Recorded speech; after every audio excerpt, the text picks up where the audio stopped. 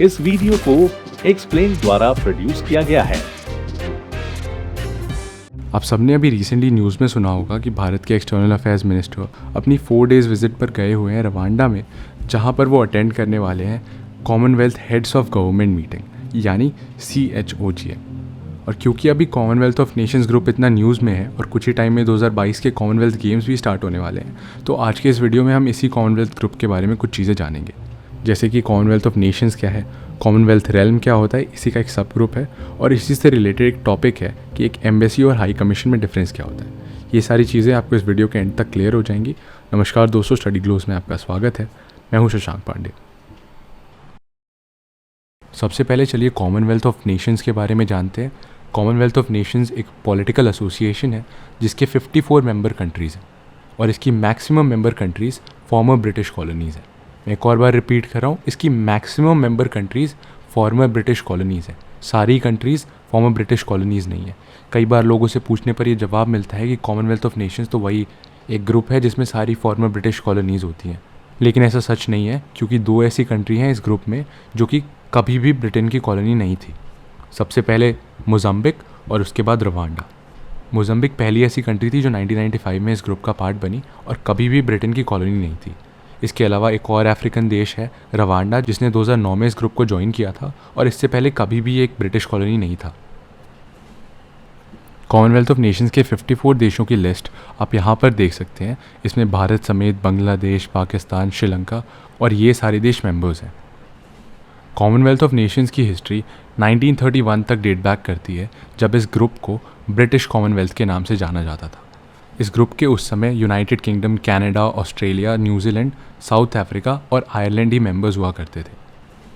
1947 में इंडिया ने इस ग्रुप में एंट्री ली थी और 1949 के लंदन डिक्लेरेशन के बाद इस ग्रुप का नाम चेंज करके ब्रिटिश कॉमनवेल्थ से कॉमनवेल्थ ऑफ नेशंस कर दिया गया था।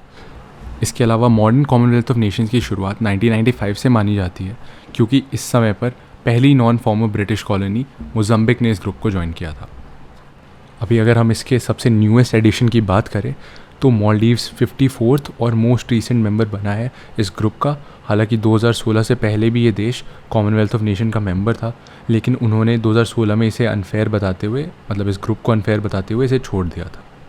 ऐसा अक्सर होता रहता है कॉमनवेल्थ ऑफ नेशन में, कई बार कई देश इसे छोड़ देते हैं और फिर से कुछ टाइम बाद रीजॉइन कर लेते हैं।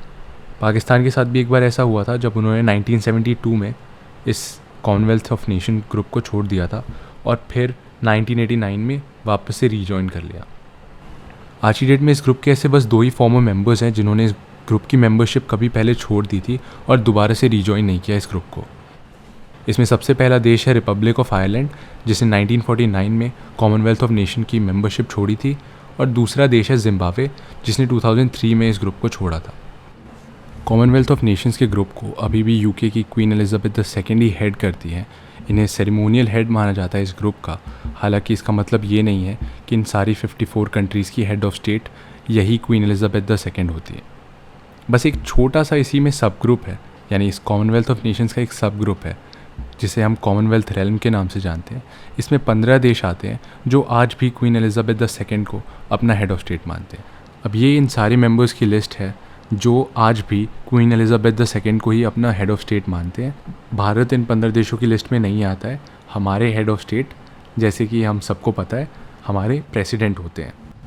अभी जो कॉमनवेल्थ देश होते हैं, कॉमनवेल्थ रेल्म के देश नहीं, पूरे कॉमनवेल्थ के देश, इनके जो गवर्नमेंट के हेड्स होते हैं ये लगभग हर 2 साल पर मिलते हैं और इनके बीच में एक मीटिंग होती है, जैसे अभी हो रही है रवांडा में, जिसे CHOGM कहा जाता है, यानी Commonwealth heads of government meeting.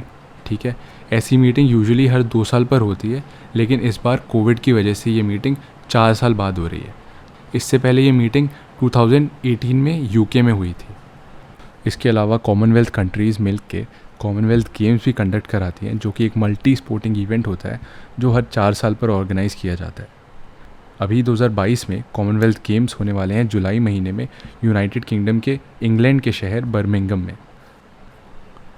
अब क्योंकि आपको ये दोनों चीज़ें क्लियर हो गई है, तो आज के लास्ट टॉपिक पर आते हैं, जहां हम जानेंगे कि डिफरेंस क्या होता है एक एम्बेसी और एक हाई कमीशन में, और कैसे ये रिलेटेड है कॉमनवेल्थ ऑफ नेशन से, ये आपको अपने आप ही पता चल जाएगा।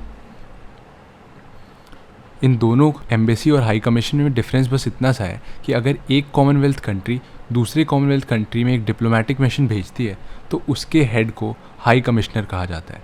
फॉर एग्जांपल, अगर इंडिया से एक डिप्लोमेटिक मिशन भेजा जाता है किसी कॉमनवेल्थ कंट्री में, तो वहाँ उस मिशन को लीड करने वाले व्यक्ति को हाई कमिश्नर कहा जाएगा।